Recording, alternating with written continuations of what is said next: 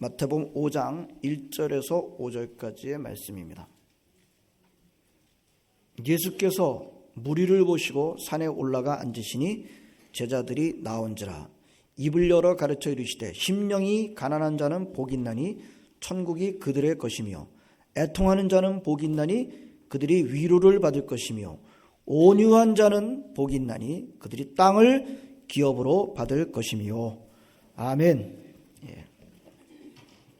어제가 무슨 날이었죠? 어제가 광복절이었어요. 그죠? 그때 몇 주년? 70주년. 예, 우리 만 70세 되신 분들도 여러분 계시는데요. 어제가 광복 70주년. 70주년 그러면은 기독교적으로 의미가 있는데요. 세상적으로는 모르겠습니다. 70주년이면 기독교적으로 의미가 있는 날인데요. 여러 가지 많은 행사도 있었습니다만, 저는 여러분들에게 가끔 말씀드린 적이 있습니다만, 호주는 제가 보면 아직도 방송에서 1차 세계대전, 2차 세계대전, 100년 전에 있었던, 그리고 70년 전에 있었던, 70, 80년 전에 있었던 그런 세계 전쟁을 자주 방송하고 있는 것을 제가 발견하게 됩니다. 여러분들이 아시는 대로 호주는 1차, 2차 세계대전에 적극적으로 참전했다라고 하는 것을 국가의 근본 정신으로 삼고 있는 나라입니다. 근데 생각해보면 호주가 적국으로부터 직접적인 공격을 받은 것은 거의 없죠. 있어도 그렇게 크게 공격을 받거나 그런 것은 아닌 것을 우리가 잘 알고 있습니다. 대부분 전쟁은 저 먼 나라, 남의 나라, 어떻게 보면 유럽이라든지 아시아에 가서 그렇게 참전을 했습니다. 자기네 땅에서 일어난 전쟁도 아닌데 저 먼 나라에서 일어난 전쟁에 참전한 건데, 또 호주는 그 전쟁에서 1차 세계대전에서 우리는 정의와 진리 편에 섰다. 이것을 이제 국가의 정체성으로 삼고 있는 것을 보게 됩니다. 예. 사실 이제 그런데 그런 면에서 우리 나라는 2차 세계대전에 어떻게 보면 직접적인 피해국이었고, 일본의 강점을 당했던 우리나라는 일본의 지배를 받았다는 것에 대해서는 우리는 잘 알고 있고 또 많은 말을 합니다만, 정작 2차 세계대전에 대해서는 그리 말을 많이 하는 것 같지는 않아요. 제 생각인지는 모르겠습니다만, 그래서 2차 세계대전에 대해서 우리는 잘 모르고 있지 않은가, 순전히 저 개인적인 생각인지도 모르겠습니다. 그래서 우리 한국은 2차 세계대전에 대한 이해와, 그리고 또 우리가 일본으로부터 이제 해방된 것이 그 당시에 국제 강대국 사이에서, 특별히 미국과 소련 사이에서 이 벌어졌던 치열한 그런 뭐랄까요, 냉전과 전쟁과 관련이 깊다라는 것에 대한 생각이 좀 부족하지 않은가. 저는 이제 또 우리 장로님들하고 집사님 나눴을 때, 참 우리는 과거에 일어난 전쟁에 대해서 좀 많이 좀 이해가 좀 부족하다. 저도 여전히 부족합니다만, 우리 한국 사람들한테는 우리나라 역사에 대한 인식뿐만이 아니라 세계에 대한 올바른 역사 의식이 좀 더 필요하구나 라는 생각이 많이 들었습니다. 저는요, 우리 예수 믿는 사람들이야말로 국가와 민족을 제대로 올바로 사랑하는 사람들이다 라고 믿는 사람입니다. 제가 혼자 가진 생각이 아니에요. 구약 성경 전체가 그렇게 가르쳐주고 있고요. 신약도 마찬가지입니다. 바울도 아주 세계 선교에 정말 앞장선 사람입니다만, 그는 특별히 자기의 유대 민족을 사랑했던 사람인 것을 우리에게 보여주고 있습니다. 그렇다고 해서 예수 믿는 사람들이 국가 민족을 사랑하는 사람입니다. 그래서 우리만 맞고 다른 민족은 틀립니다 라고 하는 이 병적인 민족주의가 옳다는 뜻은 전혀 아닙니다. 그러나 분명한 것은 하나님의 자녀들은 우리가 속한 국가와 민족을 사랑하게 된다, 맞다고 하는 것입니다. 우리 성도 여러분들은 국가 민족을 사랑하시고요, 또 전 세계에 있는 믿음의 자녀들의 하나됨을 잘 지켜나가시는 하나님의 자녀 되시기를 바랍니다. 자, 오늘 팔복의 말씀 가운데 몇 번째로 우리가 묵상하게 되죠? 세 번째, 첫 번째가 뭐였죠? 심령이 가난한 사람. 두 번째는 애통하는 사람은 복이 있나니. 여러분, 이 하나님의 말씀 묵상하는 것과 나라 사랑하는 것과 저는 뭐 다른 방향이다라고 믿지 않습니다. 우리 나라를 사랑하는 사람들은 또 하나님의 말씀도 깊이 사랑하는 사람이라고 믿습니다. 자, 오늘 누가 복이 있다고요? 온유한 사람은 복이 있다. 오늘 우리가 묵상할 말씀은 5절 말씀입니다. 온유한 사람, 세 번째, 온유한 사람은 복이 있다. 솔직하게 말씀드리면 저는 이 온유라고 하는 말이 그렇게 머릿속에 쏙 들어오질 않아요. 헬라어 단어를 보게 되면 이 온유라고 하는 단어 속에는 부드러움, 점잖음, 겸손함, 오래 참음이란 의미가 들어있습니다. 영어 성경은 대부분이 meek라고 하는 단어를 썼어요. 여기 계신 분들 가운데 영어 단어 meek를 들으시면 meek는 그런 뜻이지 라고 머릿속에 딱 떠오르는 분이 계실지 모르겠습니다만 한국 사람들이 온유 떠오르는 생각이 좀 있어요. 하지만 좀 클리어하지 아주 분명하지 않을 때가 많아요. 왜 그렇습니까? 온유 그러면은 무슨 약함하고 결부시켜서 생각할 때가 많아요. 그래 첫째, 온유는요 약함을 의미하지 않습니다. 온유라고 하는 단어 속에는 약함이라는 의미가 없어요. 예?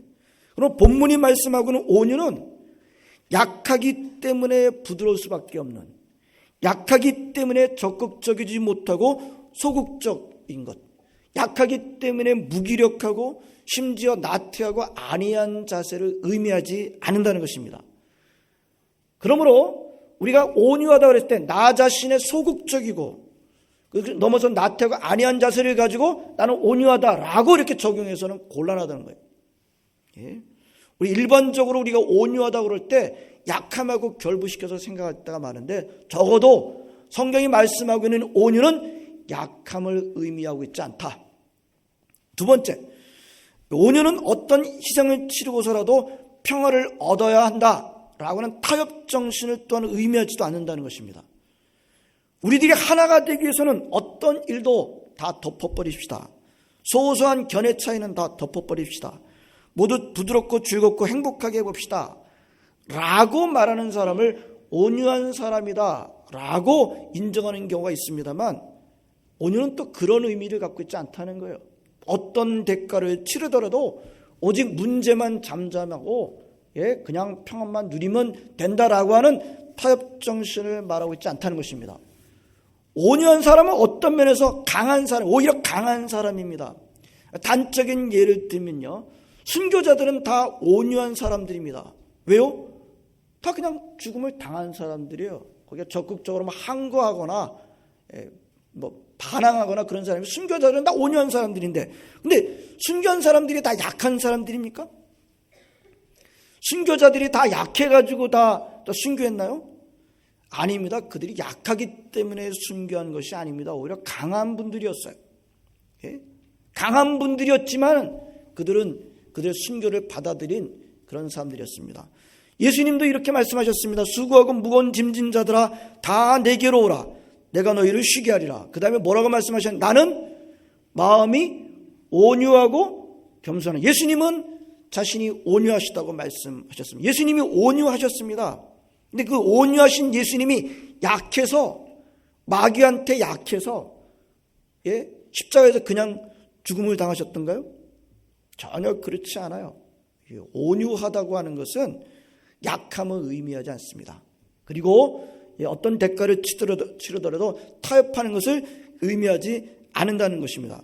여러분, 그러고 보면요, 온유라고 하는 것은 타고난 천성을 의미하지 않습니다. 태어날 때서부터 아주 부드러운 성격을 갖고 태어나신 분들이 계세요. 천성적으로 성격이 부드럽거나 다른 사람들에게 공격적이지 않거나 또 약하거나, 우리는 이런 사람을 온유하다라고 말할 때가 있어요. 저 자신도 그것을 혼돈해서 사용할 때가 없지 않아 있었다고 할 수 있는데요. 근데 본문이 말씀하고, 성경이 말씀하고 있는 온유는 그런 사람을 말하는 것이 아니라는 것입니다. 천성적으로 성격이 공격적이지 않고 부드러운 사람을 말하지 않는다는 거예요.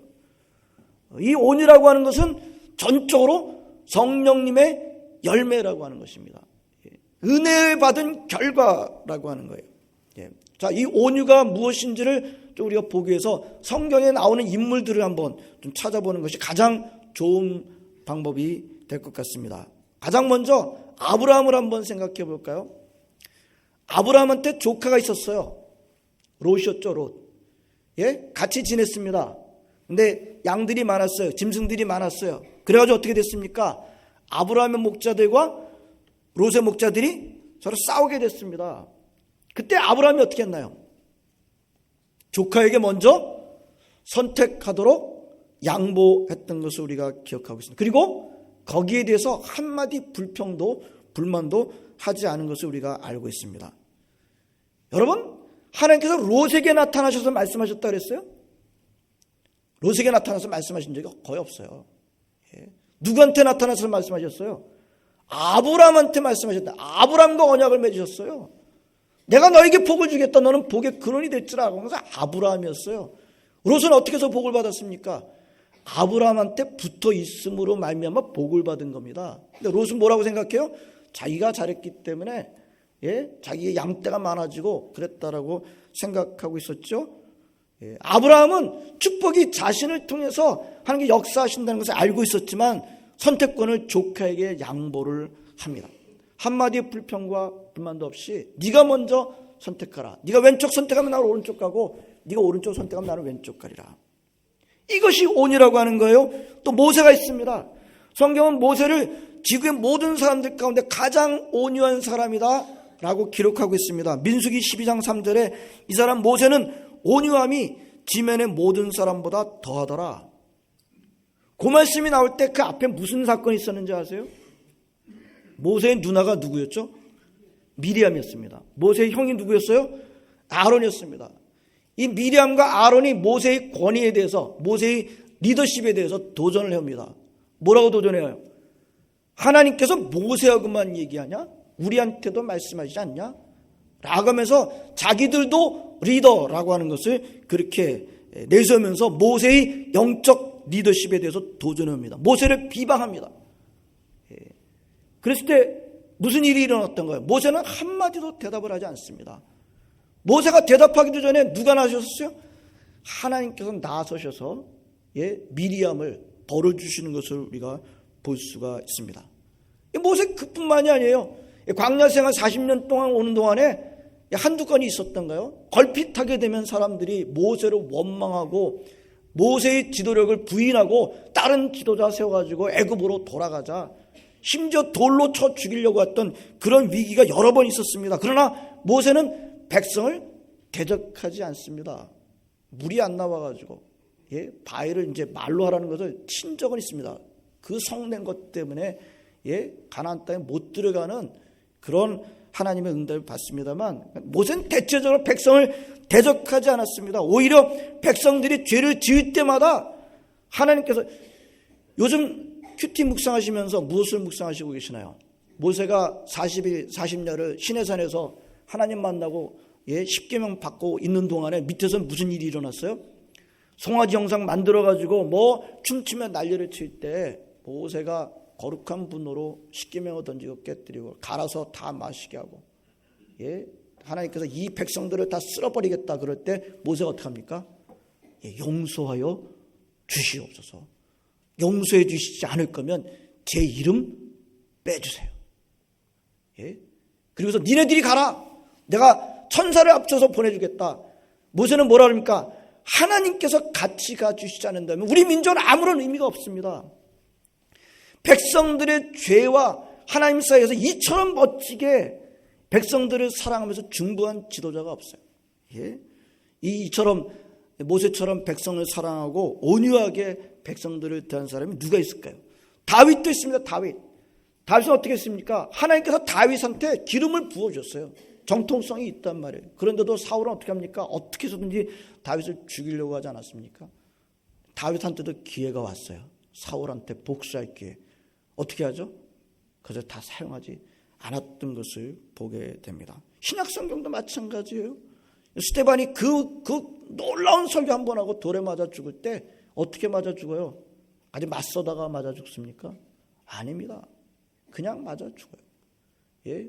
그 눈에 하늘의 영광을 보면서 맞아 죽는 것을 볼 수 있어요. 바울은요, 고린도 전후서를 보게 되면요, 이 고린도 교회가 얼마나 바울의 마음을 아프게 했는지, 상하게 했는지, 얼마나 골치 아픈 교회였는지 알고 있습니다만, 바울이 어떻게 말합니까?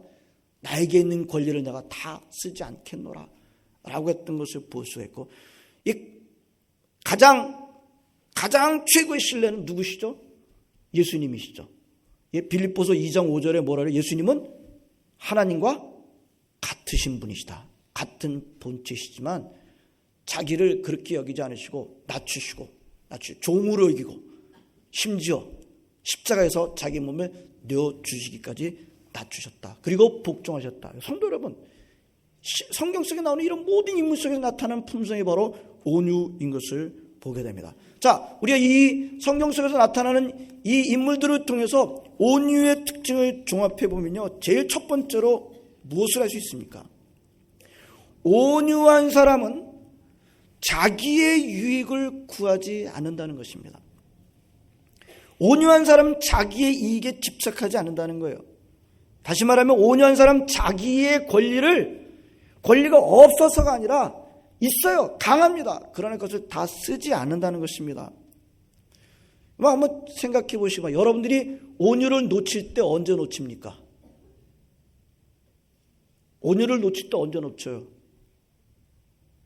우리가 이 온유를 놓치고 막 그냥 뭐라 그럴까요?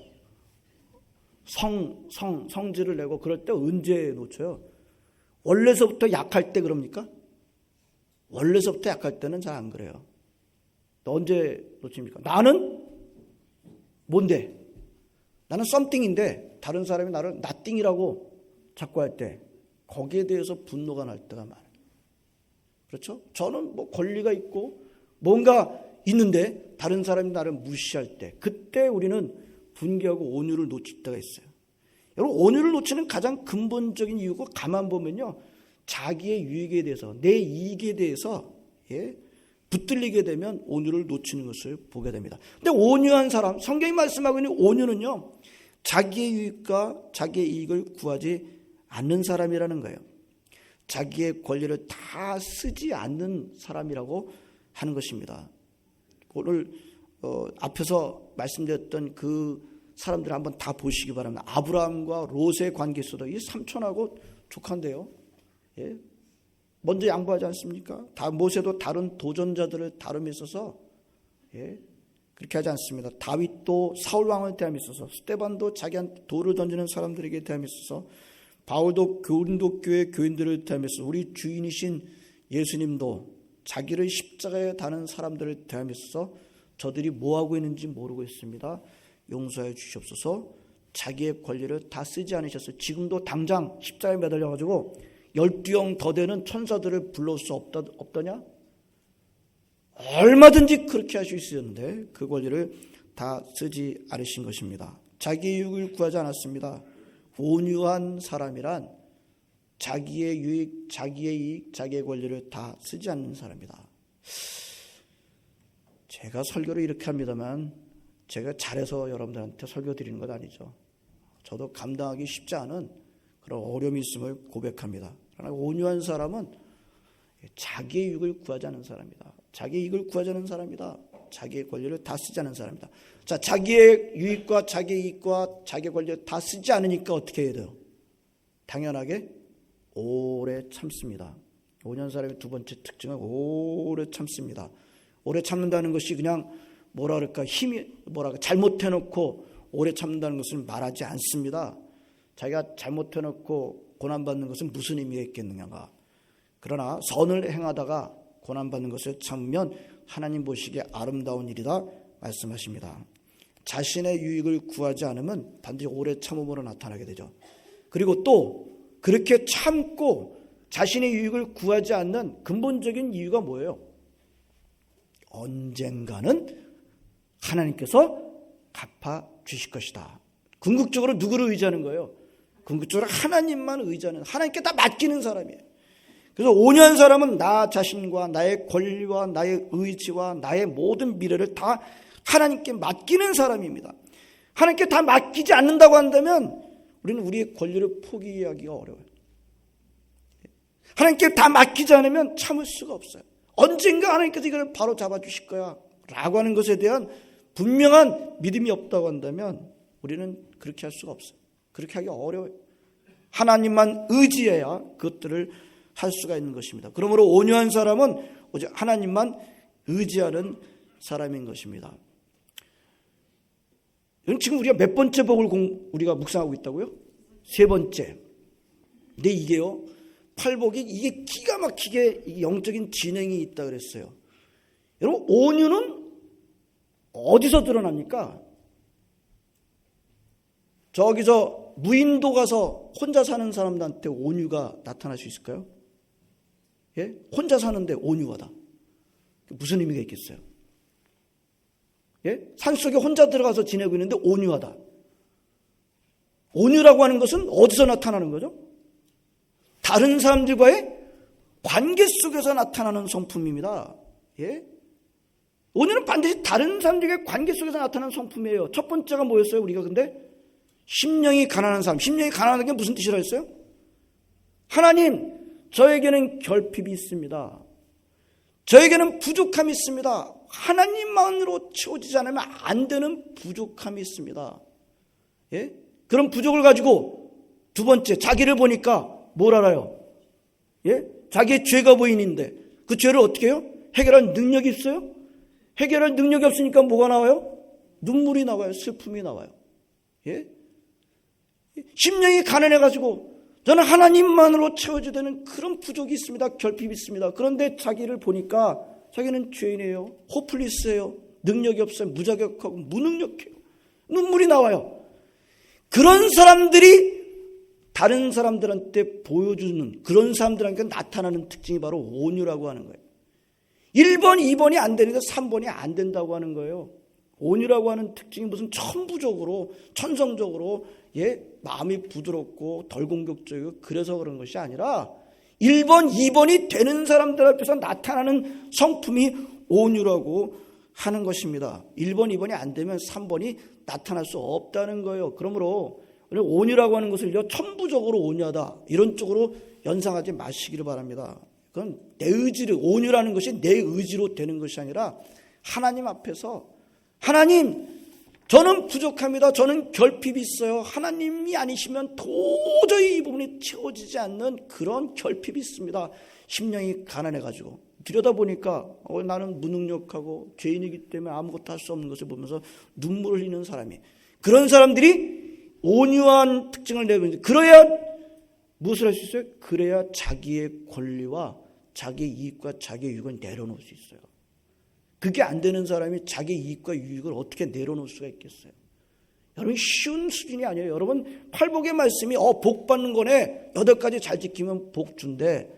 세상 사람들이 지킬 수 있는 수준의 그런 말씀들이 아니에요. 이 온유라고 하는 품성이 얼마나 깊은 차원의 복인지를 우리는 볼 수가 있습니다. 자, 근데 이 온유한 사람은 무슨 복을 받는다 그랬어요? 무슨 복을 받는다 그랬어요?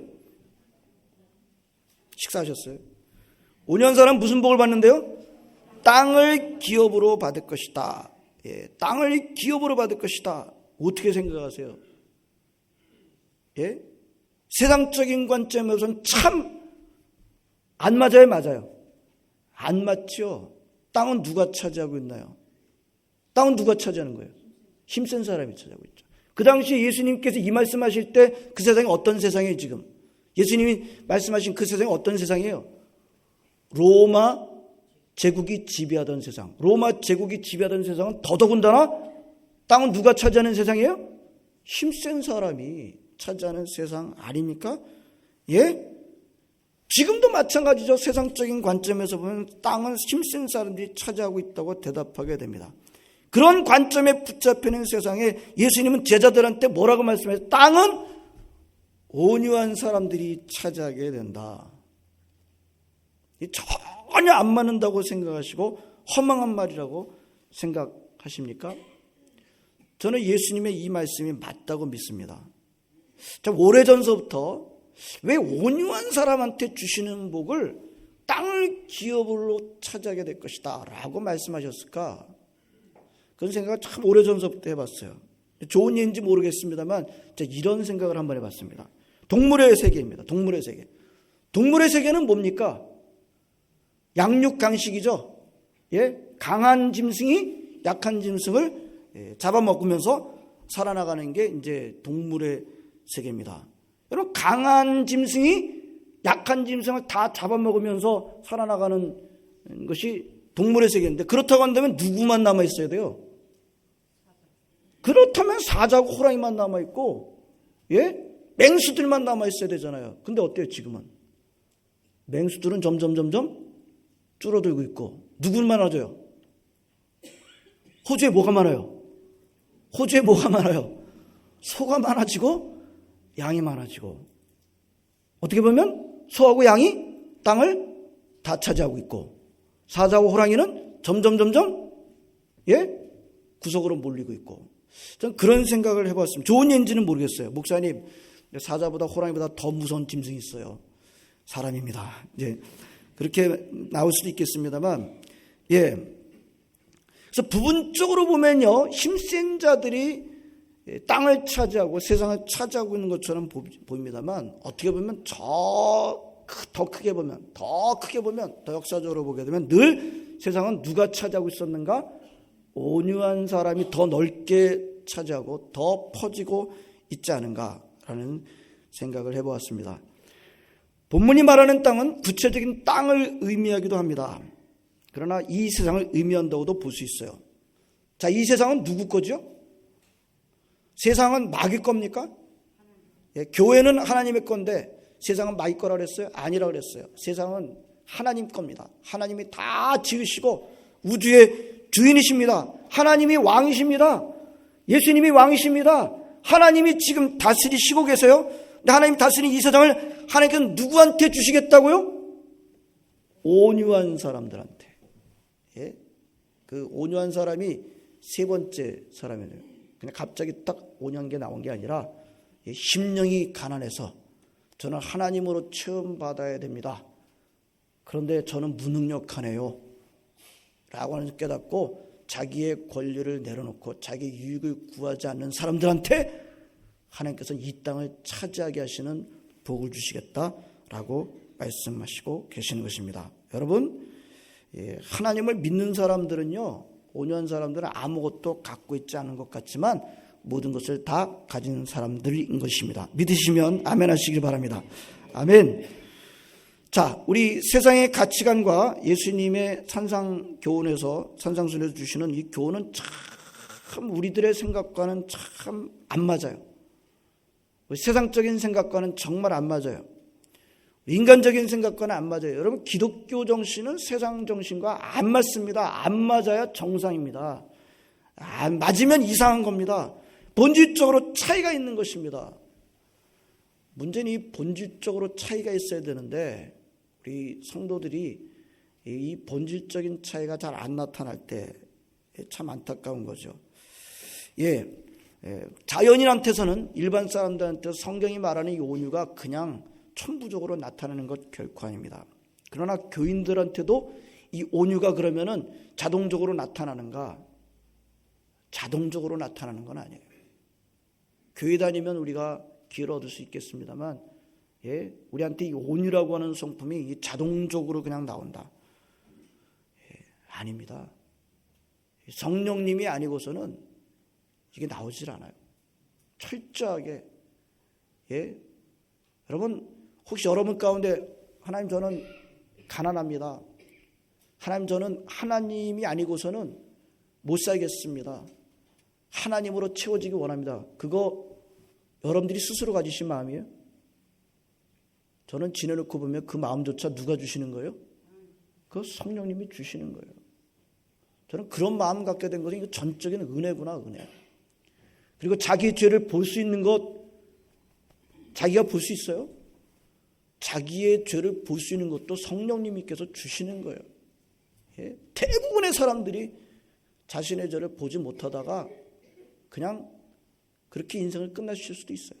근데 내 죄를 보니까 너무나도 하나님과 너무나도 부족한 나를 볼 때 전부 다 성령님이 하시는 것입니다. 이 온유도 마찬가지예요. 천부적으로요? 아니요. 그런 사람 없어요. 성경이 말씀하고는 온유, 성령님이 아니고서는 우리가 얻을 수 없는 것입니다. 이것은 성령 충만하고 은혜 받아야 나오는 그런 본질적인 성품인 것을 보게 됩니다. 나의 부족함, 나의 무능함을 철저하게 깨닫고 성령님을 의지하지 않고는 온유가 나올 수 없습니다. 나는 하나님이 절실하게 필요합니다 라고 심령이 가난해지고, 그래 나의 죄를 바라볼 때 저는 무능력합니다. 무능력을 바라보면서 애통해할 때, 그리고 다른 사람들한테는 장래에 하나님께서 반드시 갚아주심을 전적으로 믿고 나의 권리를 주장하지 않고 오래 참는 것, 이것이 바로 오늘 성경이 말씀해주고 있는 온유인 것입니다. 오늘 이 예배를 드리면서 말씀을 듣는 여러분들에게 성경이 말씀하고 있는 이 온유가 있게 되기를 진심으로 바랍니다. 이 온유가 있을 때 약속대로 주께서 땅을 기업으로 주실 줄로 믿습니다. 기도하시겠습니다. 하나님, 저희들로 하여금 나오게 하시고 함께 예배드리게 하시고, 오늘도 하나님 아버지 팔복의 세 번째 말씀, 온유한 자는 복이 있나니 저희가 땅을 기업으로 받을 것이며 묵상하게 하여 주심을 감사를 드립니다. 이 온유가 무엇인지 성경을 통해서 우리가 묵상했습니다. 하나님 아버지, 이것이 정말 천부적인 성품으로 있는 것이 아니라 하나님의 놀라우신 은혜 가운데 빚어주시는 성품인 것을 알게 하시고, 우리가 전적으로 성령님 앞에 붙들리게 하여 주시옵소서. 심령이 가난하여 하나님만으로 채워지지 않으면 안 되는 부족함이 있습니다. 그러나 하나님 아버지, 나 자신이 볼 때 무능력합니다. 이런 애통을 가지고 하나님 나의 권리를 내려놓으며 나의 유익을 내려놓으며 하나님 끝까지 오래 참음으로 말미암아 이 온유를 나타내며 살아가는 모든 성도들 되게 하여 주시옵소서. 이들에게 땅을 기업으로 주신다고 약속하셨사오니 그 약속을 지키시는 하나님이실 줄로 믿습니다. 감사드리며 예수님의 이름으로 기도합나이다. 아멘.